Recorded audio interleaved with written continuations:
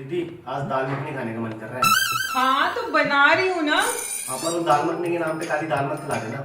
हाँ हाँ बना रही हूँ, और वो भी एकदम रेस्टोरेंट और ढाबा स्टाइल की। उंगलियां तो चाटता रह जाएगा। तो आज के वीडियो में आप देखेंगे कि दाल मखनी बनाने का एकदम परफेक्ट तरीका। बस छोटी सी बातों का ध्यान रखें और दाल बनेगी एकदम रेस्टोरेंट स्टाइल।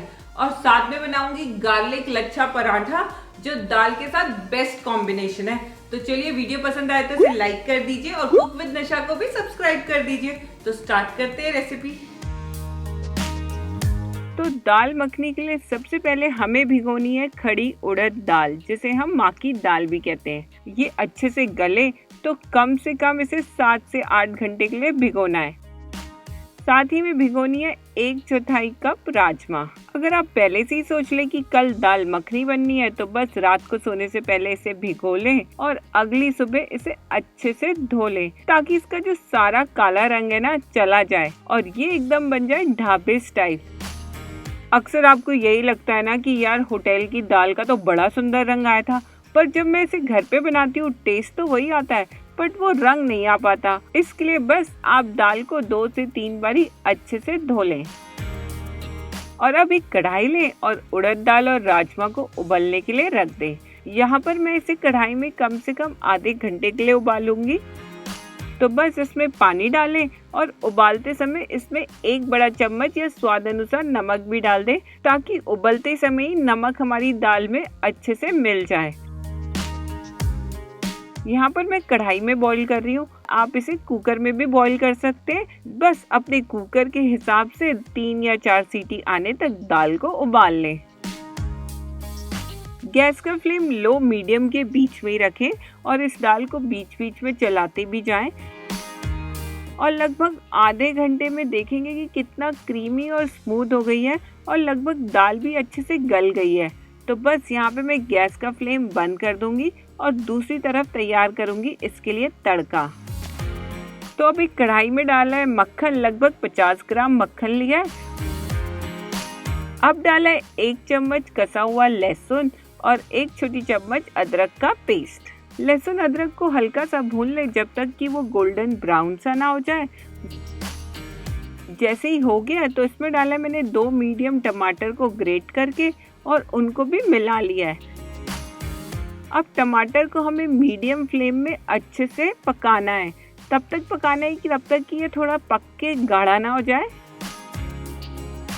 तो बस यहाँ टमाटर पक गया है तो इसमें डालें आधी छोटी चम्मच कश्मीरी लाल मिर्च, 1 छोटी चम्मच या स्वाद अनुसार नमक। यहाँ पे नमक की मात्रा पे ध्यान दें क्योंकि हमने उबालते समय भी नमक डाला है। और अब इन मसालों को पकाएंगे जब तक कि हमारे मसाले तेल ना छोड़ दें। तो लगभग 3 से 4 मिनट में आप देखेंगे कि यहाँ पे मसालों ने तेल छोड़ दिया और कितना सुंदर लाल रंग आया है। अब इसमें डाल दें दाल जो हमने पहले से ही उबाली हुई है। बस इसे अच्छे से मिला लें और जैसे ही दाल में एक उबाल आ जाएगा, अब हम इसमें डालेंगे 2 बड़े चम्मच फ्रेश क्रीम। आप चाहे तो फ्रेश क्रीम मार्केट में मिलती है वो भी डाल सकते हैं, और फ्रेश क्रीम नहीं है तो जो घर पे दूध में मलाई निकलती है ना, आप उसे अच्छे से फेंट के भी इसमें डाल सकते हैं। तो बस क्रीम को भी इसमें मिला लें और अब यहाँ पे गैस का फ्लेम बंद कर दें और इस दाल को अब गार्निश करें बटर और सूरी मेथी के साथ। और दाल को देख के तो मेरे मुंह पे भी पानी आ गया है। आपके मुंह में आया है तो मुझे भी कमेंट्स करके ज़रूर बताएं। इस दाल का मज़ा वैसे तो रोटी, पराठे या चावलों के साथ है, पर मैं इस दाल का मज़ा लूंगी गार्लिक लच्छे पराठे के साथ।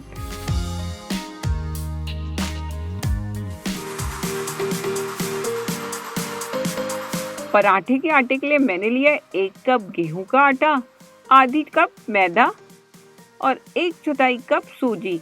जी हाँ, सूजी से हमारा पराठा थोड़ा क्रिस्पी बनेगा। अगर आपके पास मैदा या सूजी नहीं है तो आप इनमें से कोई एक भी डाल सकते हैं। अब इसमें डालेंगे 1 बड़ा चम्मच चीनी, आधी छोटी चम्मच नमक और अब डालें 2 बड़े चम्मच तेल और इन सबको सूखा ही मिला लें। अब सूखा मिलाने के बाद हम इसका पानी की मदद से आटा लगाएंगे। आटा गूंथते समय ध्यान रखिए कि जो भी आप पानी डाल रहे हैं उसे थोड़ा थोड़ा करके ही डालें। ऐसे करने से ना तो आपका आटा कभी गीला लगेगा और ना ज़्यादा हार्ड। तो बस इसी टेक्निक का इस्तेमाल करते हुए आप हमेशा आटा गूंदें। तो यहाँ देख सकते हैं आटा ना ज़्यादा सख्त गूंदा है ना ज़्यादा सॉफ्ट, तो बस हमें ऐसे ही आटा लगाना है। अब आटे में तेल लगाकर इसे ढककर 10 मिनट के लिए सेट होने दें। अब ले एक कटोरी में मक्खन, उसमें डालें ग्रेट की हुई 4 से 5 लहसुन की कलियां, बारीक कटा हुआ धनिया, चिली फ्लेक्स और ऑरिगेनो। अब इसको मेल्ट कर लें क्योंकि इसे मेल्ट करके ही लगाना है। तो आटा भी सेट हो गया। अब आटे में से बनाए एक लोई और इसे बेल लें। जैसे कि हम नॉर्मल रोटियों को बेलते हैं तो उसी तरीके से बेल लें। अब बेलने के बाद जो हमने बटर की स्टफिंग तैयार की थी उसे ब्रश की मदद से इस तरीके से रोटी में फैला लें। फैलाने के बाद रोटी को एक किनारे से फोल्ड कर दें और फोल्ड करने के बाद एक किनारे को इस तरीके से रोल करते हुए स्पाइरल सा बना लें। अब बस इस लोई को फिर से बेलन की मदद से बेल लें। तो यहाँ पर पराठे को बेल लिया है और अब हम इस पराठे को सेक लेंगे। तो इसके लिए इसे गरम तवे में डाल दें और अब पराठे को दोनों तरफ से घी, बटर या तेल की मदद से सेक लें। पराठा नीचे से सिक गया तो इसे पलट दें और इसके ऊपर भी घी लगाकर इसे दोनों तरफ से अच्छा ब्राउन छिट्टे आने तक सेक लें। तो यहाँ पर पराठा सिक गया है तो इसे निकाल लें और बस दाल के साथ इसे खाने से पहले ब्रशिंग कर लें बटर और गार्लिक की और अब इसका मज़ा लें दाल के साथ।